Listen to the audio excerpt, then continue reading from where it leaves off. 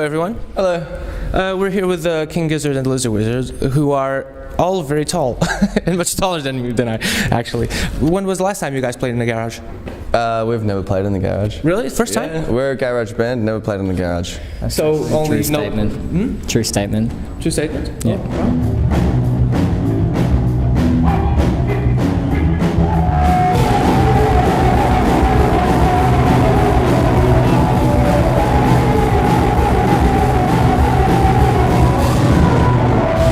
Have you guys ever had gizzard? We don't really have it back home. Chicken gizzards? Yeah, I've never had it.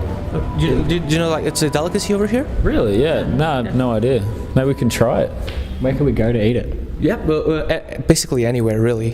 What do you order? Moelas. Moelas. Yeah.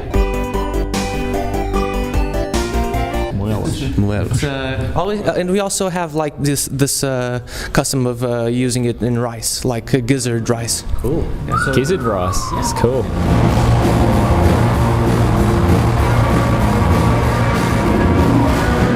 King Gizzard, is it a character because it's king? Is it a huge gizzard? Yeah, it's just like a dude, you know? Just a guy. Yeah, he's just a guy. I'm sorry, what? The gizzard is just a guy trying to make his way in life. So it's also kind of like a like a geezer, like a geezer. He's just he's just working 9 to 5. He's a geezer. Yeah. He's a 9 to 5, just doesn't know where the next rent's coming from. Although he's royalty and he's a king. But he's also just like the rest of us. King in his own world. He'd like to think he's a king. He's a king amongst men. Yeah. Poor men.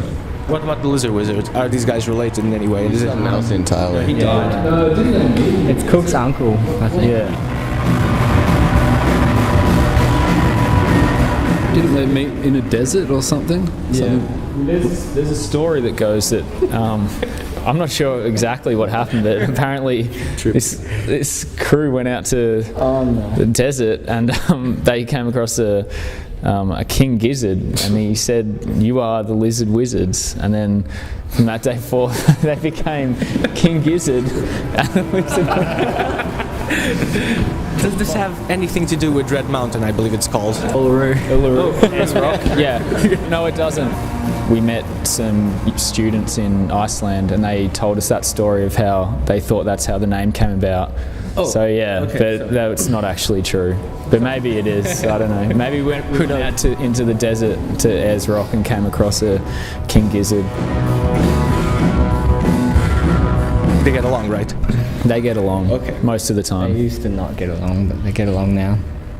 Because of wizardry or because of gizzardry, I guess. I don't know.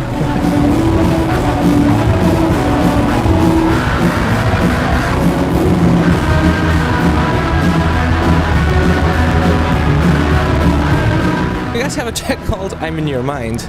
How did you get in there? How did we get in there? That's a trick question, isn't it? It's a trick question. Psychic powers. So that's where'd you get the psychic powers from? It's all pretend. Like we're in there. Yeah, we're in there. Yeah, but it's pretend. Were we always in there? We're always in there. Okay. Since the beginning. Yeah. It's just kind of a fuzz. "I'm Not in Your Mind" is another song. So you guys are just basically playing around and toying around with the minds of people. In and out. Yeah, it depends like what point you listen to, whether you're in there or you're not.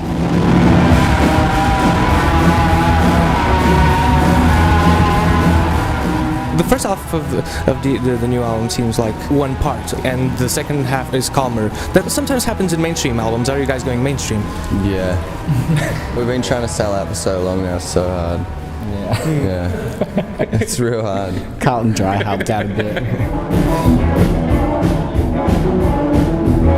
Back to the Lizards. Are you guys aware of this fighting fantasy book from back in the 80s called The Island of the Lizard King by Ian Livingstone? Does it have anything to do with you guys?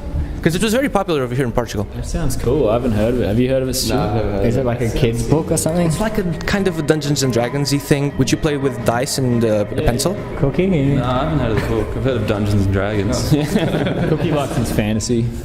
Yeah, from time to time. So you are the go-to with fantasy things in the band? Yeah, I guess so. In the fantasy community worldwide, can we find you somewhere? Lord of the Rings? You like Lord of the Rings? Yeah, World of Warcraft. Skyrim, yeah. Got into that. He's deep in the Skyrim world. Yeah. What's your alias? Cookie Dog 69.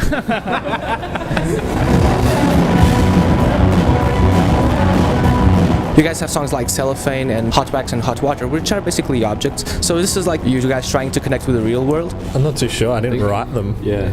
I think you're talking to the wrong person. We'll go over there. No, keep going. Cellophane, Hot Water, and Hot Wax. So how do these things how do you get them in the fantasy world? Yeah, I guess they're just things. Sometimes you just kind of think of something and then it becomes a song before you know it. It's just, you're just getting in there and you're thinking about something and then, you're kind of thinking about it as a song and then there's this music. And, yeah. They put you on the spot, I know. Yeah. There's some truth to fantasy, even though it's fantasy. Yeah. So you're like somewhere slaying dragons and all of a sudden there's cellophane. Well, yeah. Yeah, and some hot water. Well, I mean, if it was too much fantasy, then you wouldn't be able to connect with it. Like, it wouldn't make any sense. I'm sorry? You need some hot wax. I mean, even in space, they got spaceships.